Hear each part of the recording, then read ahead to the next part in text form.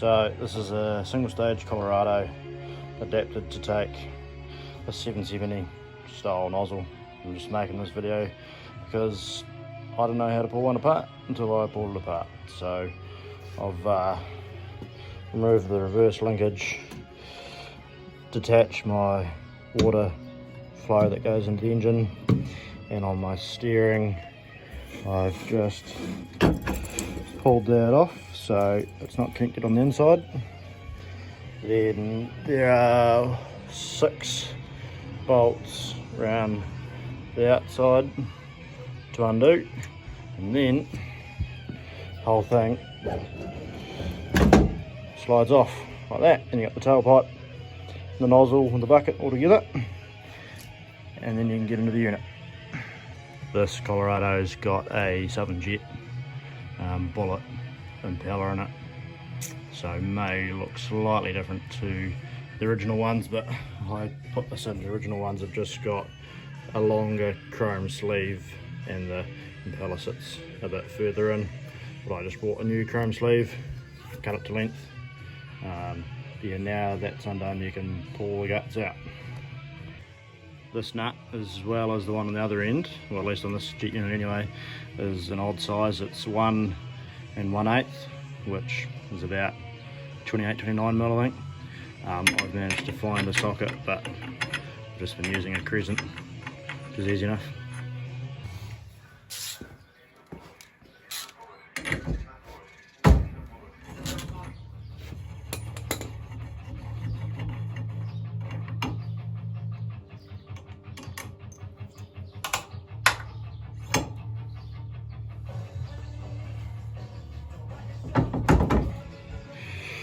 Didn't come out quite as easy as what I thought, but basically that slides out, and my issue was my keyway had sand in it. Because this is a single stage which has a narrower main shaft than the multi-stage Colorados, I've got a Southern Jet adapter which just changes the size of it, and then you have a thicker key that sits through both the adapter and back into the impeller. And that just slots in there like that, makes it nice and smooth.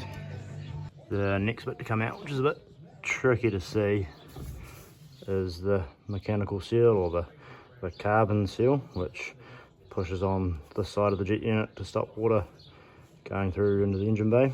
So it's just held on by a split pin, and then I'll pull it out and show you. Sweet, so once you get the split pin out, the mechanical seal's like sprung loaded, so it pings out, and that's the first part of it comes off. And then there's a washer, and then the rest of it's actually extremely tight on the shaft, it pushes all the way up to the front. So for the first bit you've sort of got to get something to pull onto it. So that there is the face that is supposed to create a watertight seal up in there. And I've been told that this part here is original because it's copper or brass or whatever, and the new ones are plastic, which is what I'm going to put in. Sweet. Then through on this side I've undone the main nut on the shaft, which again is that 1 1/8 size, which is a bit awkward. Pulled my drive flange off, and then you can pull off your bearing housing. Mine probably looks a bit ugly in that. Here's your bearing, which mine's been getting horrifically wet. The other side of the bearing, and I'm sure there's probably correct terminology for these bits, but now that I've pulled that all out, my shaft can come out. That there's got a seal on it as well. There's your chrome sleeve that runs inside your bearing, I believe. And I've loosened off these 2 bolts here, which these here are what push on that plastic bit there, which is your mechanical seal. That's the mechanical seal holder. So these 2 bolts just pinch in the side of it and put pressure back that way. So loosen them off because that's going to get replaced as well. And then, yeah, there you go. She's all out. And there's actually a rubber O-ring as well, which the mechanical seal pushes up against on the side. And the last bloke's obviously glued it up, but I'll tidy that up and put a new one in there. There we go, all cleaned up. They're as good as it's going to get, I guess. So there's a new O-ring, which will sit on that edge there. And this here is the new mechanical seal holder. So it's like plastic, nylon sort of stuff. And that's just from Southern Jet. Now that edge there pulls up tight against that O-ring in there by these two bolts pinching it, so the ends of them are actually got a point on them. So when you tighten them in, they catch the front edge of this and push it back.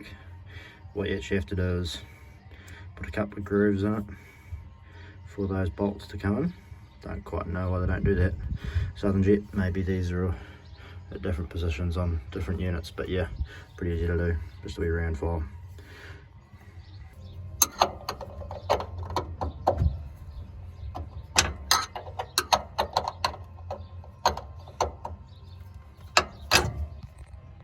Got no idea what the torque spec should be on these, but if you know, leave a comment.